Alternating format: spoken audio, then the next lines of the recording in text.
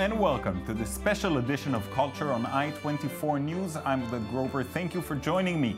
We devote our show today to 50 Shades of Grey, which of course needs very little introduction. The book by amateur author turned one of the richest women in the world has become an undeniable global phenomenon. With the release of the film adaptation coming this weekend, we take a look at this phenomenon and the issues it raises about sexuality in the 21st century. To help us untangle these subjects, with me in the studio is sociologist Professor Eva Illuz, who wrote the book Hardcore Romance, 50 Shades of Grey, Bestsellers and Society. Eva, thank you so much for coming in today. Thank you for having me. So before we delve into these issues, let's take a look at a short story to remind us just how successful this book series is and set the mood for our discussion. The 50 Shades trilogy has made Erika Jaynes the world's highest-earning author and the fastest-selling author in history. Last year, the book was the world's top earner with $95 million. The novel developed from the Twilight fan fiction series. The novel has now been translated into 51 different languages in total, including Thai, Hebrew, Icelandic, and Latvian.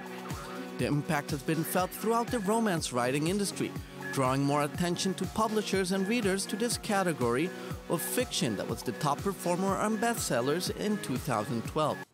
Currently, figures show that Jaynes' supercharged bestseller sold faster than any other author in history, more than 70 million books in the first 8 months on sales in the US, above authors James Patterson and the Hunger Games author Susan Collins.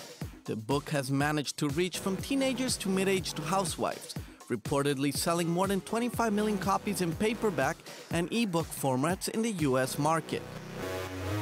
In January 2012, it reached readers in suburban Connecticut and a group called Diva Moms on Manhattan's Upper East Side who invited Jaynes to make a visit. The recipe of success is the word of mouth, along with social media such as Facebook and Twitter, online book discussions, and traditional book reading communities at the coffee house. There is no doubt that 50 Shades of Grey has exploded into a phenomenon. So, Eva, let's begin with a big question. How come this book has become so successful? One of the reasons, I don't know if I can capture all of them right now to be too long. One of the reasons I think that a book becomes so successful is that it captures some fundamental tensions and contradictions. And heterosexual relationships between men and women, let's face it, have become quite complicated. And it captures those difficulties but make them seem simple. So let me just give you an example or a few examples of what I mean here. There is a contradiction today between the claim to autonomy and the dependence that romantic relationships entail. Anastasia is very autonomous and very independent, and Christian, I mean, they exchange their roles, and Christian is the one who is going to be very dependent on her and who is going to show constantly. So you have here a way of making it look like it's easy to reconcile autonomy and dependence. I see. You have a contradiction today between the fact that men want only sex or a lot of sex and the fact that women want commitment and emotions. The book reflects those differences but make them seem easy to reconcile because Christian is going to fall in love quite quickly with Anastasia and actually transform himself from a sadistic lover into an entirely submissive lover. So the one who is submissive to the other is no less Anastasia to Christian than Christian to Anastasia. Right. So you're saying that this actually has very little to do with BDSM fantasies that may or may not exist among the general public. This is more of a way to reflect the roles within the relationship. That's exactly the point. Exactly, you put it very well. I think it has to do with the tension between equality and a nostalgia, I would say, of a relationship between men and women which was more simple because it was more clear. The roles, right. Because men and women had clearer roles. Yeah, yeah. So the trick that the novel does here is that it's okay for a woman to be entirely submissive and under, as long as this is for her own sexual pleasure. I see. So, but as a continuation of the romantic novels that have been successful among the general public for many years, that if we look at the fact that it got to be so popular, is it just a continuation of it, or is it really bringing something new in this flipping the roles? With regard to romance and romantic novels, there has been a tendency for the last 10, 20 years, I would say, of highly sexualized romance novels. So this is not new, because sexuality has been, an industry like Harlequin has had a niche, a specific niche for highly sexualized romance. So that is not new. What is new is the centrality of the SM relationship, and the fact that it is, after all, a very vanilla S&M. It is not the S&M of Histoire d'eau, for example, a famous story in French literature, where the point is to become abject, if you want. Right. On the contrary, that any it is housewife organized. Could still Exactly. It is a married couple, and they're doing it as a way to construct their marriage and relationship. All right. So let's keep going with this. What it tells us about the relationship between men and women. If it is indeed a power struggle, do you think that this book and this phenomenon that the book has become represents a thinking of relationships as a power struggle?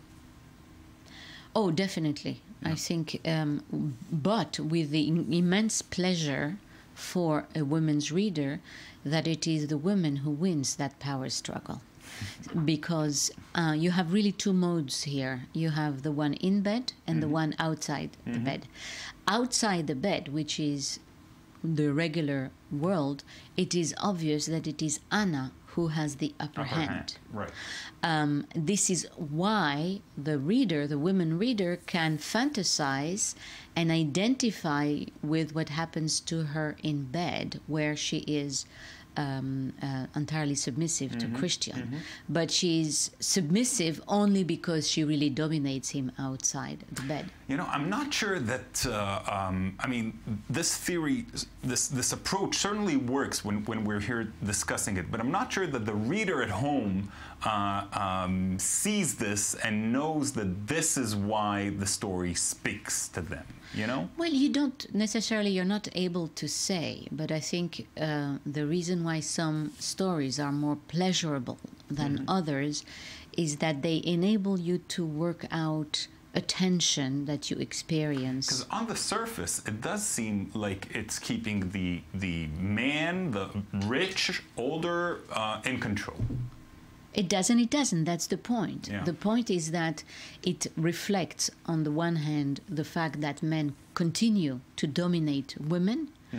But what it is doing is saying, but in fact, this domination really can be very pleasurable. And in fact, the woman can find her own independence within that structure of domination. That's the reason why, if you ask me, and I suppose you are going to ask me, I am asking it you. is not a feminist book. It is not a feminist book because it is making domination really pleasurable. It reflects domination, but it is saying to women, in fact, you should learn how to enjoy it. On the sex side of things, do you think that it does give us an insight into people's sexual fantasies nowadays? I think the book works as a sexual manual, and that's why it has been so successful. So I think the book is, in fact, less an erotic book, which is why I'm not surprised that the movie has little erotic content to it. In my opinion, those who made the movie understood adequately that this is in fact a romance novel, much more than an erotic novel.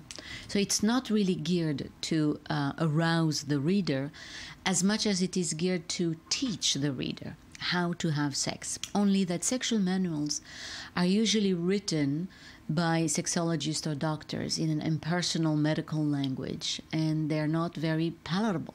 Whereas here, this manual works because it is written in a very lively language, and it makes you see what it is that they're doing. Right. Now, you said that you don't view it as a feministic book. Would you go as far as calling it chauvinist? I would view it as a book that pays lip service to feminism by having a heroine cast as a girl who is very worried about her independence. So she is the one who sends him emails saying, "Let me work." She does not want him to protect her. She insists on paying for her coffee and for inviting him for coffee as well, although he is fantastically rich. Right. She is the one who, when a man approaches her in a discotheque, is going to punch the man on the nose, not Christian, who is there. So she displays what I would call codes of feminism. And in that way, the novel enables women who are now, who live in a culture of feminism, to identify with them, because women could never go back to a pre-feminist era in that sense. But it plays with the longing for the, it plays with, I think, a certain longing that our culture has for roles and a division of roles between men and women that would make relationships clearer and simpler, because relationships have become complicated. That much we can say. Yeah, that much we certainly can. But again, when it comes to the sex, the roles are again switched. But I guess one can ask, can there be equality in sex? Equality in sex? Of course, why not? I mean, for example, just looking for making women's pleasure as a necessary condition of sex is, I would say, quite an achievement. You needed, I mean, culturally. You're telling me. Culturally, we needed to say that. As obvious as it may seem to us today, it was not that obvious. Right, right. That's absolutely true. You know, you mentioned also that the movie seems to, at least as it seems now, it'll have a lot less sex than the book. And you're saying that this could be because of the how well they read the book, the filmmakers, and they understood that the sex isn't the issue. But it could also be because we tend to not see so much explicit sex in films and in the media. I mean, society is quite puritanical in this sense. Do you agree? I disagree, actually. Okay. I would say that, well, there are some pockets that are puritanical, but if you look at consumer culture for the last century, what it has done is mostly to have deeply sexualized the body of men and especially women. Women's body, certainly. So, and if you look at the explicitness of movies, it has gone only up. Yeah, and, but you know, and some scholars have talked about, or commentators have talked about, the pornification of culture, namely the fact that we show more and more sex more and more explicitly, and that this is more and more legitimate and accepted. I think this is a correct assessment. I'm not judging it. No. And I think the novel, 50 Shades of Grey, rides exactly on that broad cultural movement toward the pornification of culture in general. Oh, I absolutely agree. It's interesting to note that of the top grossing films of all time, you know, the top grossing films have very little to no sex at all when it comes to how much they made in the box office. It'll be interesting to see if 50 Shades of Grey, the film, will be able to make some money. Sure, but I mean, don't forget that the pornography industry is one of the biggest on the internet. It's actually a huge industry. So right. Maybe you're not really be an unrated cut for just for online distribution. Maybe. Eva, unfortunately we're out of time. There's so much to say, but I guess we're not going to be able to say it all here. Once again, thanks so much for coming in and sharing your thoughts on this. Thank you. It was a pleasure. That's it from us for today. I hope you enjoyed our show, maybe learned a thing or two, and that you'll all enjoy watching the film this weekend and later at home as well. We'll be back tomorrow with another edition of Culture, so be sure to join us again.